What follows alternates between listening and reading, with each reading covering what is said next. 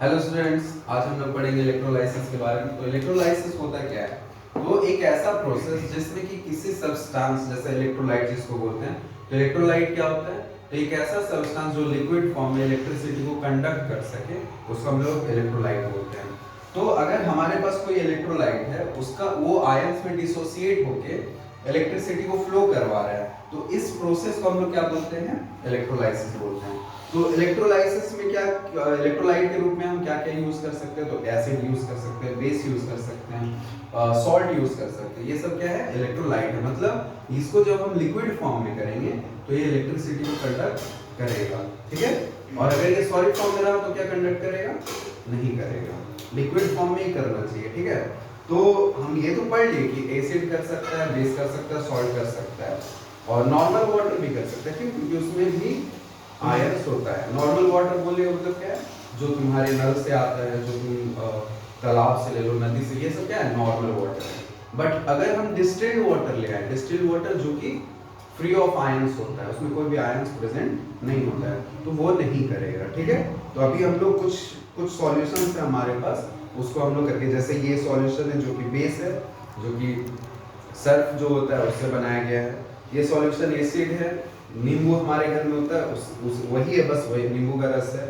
ये normal water है। Normal water में भी देखेंगे कि होता है कि नहीं। और ये हमारे पास है सॉल्ट वाटर, ओके। तो अब हम लोग देखेंगे कि ये तीनों चारों जो सॉल्यूशन है वो कंडक्ट कर रहे हैं कि नहीं कर रहे हैं। तो सबसे पहले हम लोग स्टार्ट करेंगे बेस में, कि बेस में हम लोग देखेंगे बल्ब यहाँ है, आप लोग देख सकते हैं। तो बल्ब में पहले हम लोग पहले हम लोग बेस में चेक करेंगे। तो अगर हम इसको इंटर करते हैं तो क्या जल रहा है? एकदम जल रहा है। तो इससे हम लोग क्या समझ में आ रहा है कि बेस जो होता है वो एज अ इलेक्ट्रोलाइट काम करता है। मतलब बेस में जो आयंस प्रेजेंट है, एक कैटायन होता है, एक एनायन होता है। कैटायन किसको बोलते हैं? पॉजिटिव आयन को, और एनायन नेगेटिव आयन को। तो वो दोनों टूट कर फिर वो कंडक्ट करता है, फ्लो, उसका जो फ्लो होता है तो इलेक्ट्रिसिटी कंडक्ट होता है। तो उसके बाद हम किस में आते हैं? एसिड में। तो एसिड में जब हम एंटर करवा रहे हैं तो भी बल्ब ग्लो हो रहा है, ठीक है। तो इससे हम लोग एक और बात समझ में आ रहा है कि एसिड भी कंडक्ट कर सकता है, मतलब इलेक्ट्रोलाइसिस प्रोसेस में एसिड भी यूज हो सकता है। फिर लाते हैं हम नॉर्मल वाटर को। नॉर्मल वाटर में करके देखते हैं, हाँ हो रहा है। अब नॉर्मल वाटर में क्या है बोलोगे? कौन सा आयन है?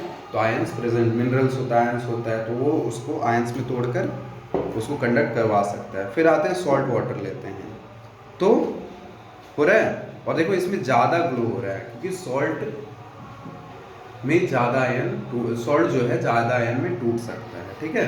तो ये और भी ज़्यादा अधिक ग्लो कर रहा है। कोई दिक्कत है यहाँ पे? नहीं है। तो अब हम लोग नेक्स्ट क्लास में ट्राई करेंगे इलेक्ट्रोप्लेटिंग करने का। इलेक्ट्रोप्लेटिंग कौन सा प्रोसेस होता है? जिसमें कि एक मेटल पे आप दूसरा मेटल का लेयर चढ़ा सको, इसी प्रोसेस से। कौन से प्रोसेस से? इलेक्ट्रोलाइसिस प्रोसेस से ये काम हम लोग कर सकते हैं। वो हम लोग नेक्स्ट क्लास में पढ़ेंगे। मिलते हैं नेक्स्ट वीडियो में।